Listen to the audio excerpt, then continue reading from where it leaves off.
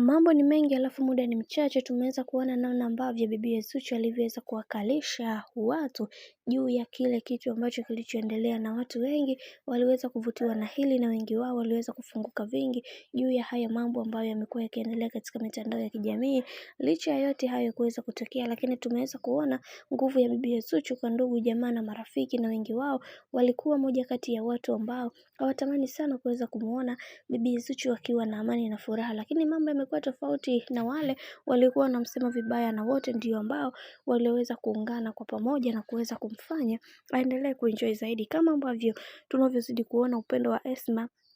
kwa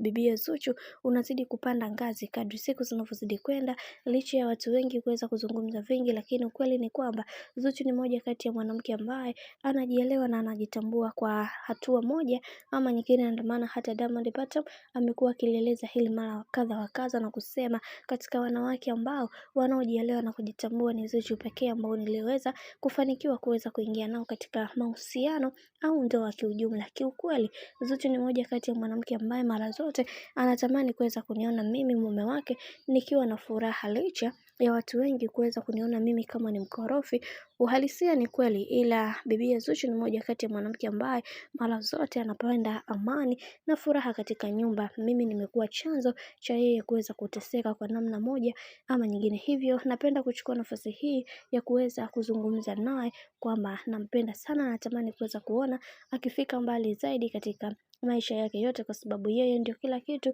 na yeye ndio ufunguo wa maisha yangu mimi, mume wake kipenzi bwana. Mambo ndo kama hivyo ambavyo unavyozidi kuona mambo yanazidi kuwa mengi juu ya hili sakata zima, lakini kila mtu alitamani sana kuweza kuona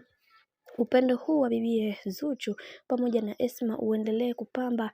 kupita ngazi hivi hivi, kwa sababu haikuwa rahisi na kila mtu alitamani sana kuweza kuliona hili toka muda mrefu, ili mradi tu watu waweze kujua ni namna gani ambavyo bibi Zuchu ana mapenzi ya dhati kwenye familia ya bwana mkubwa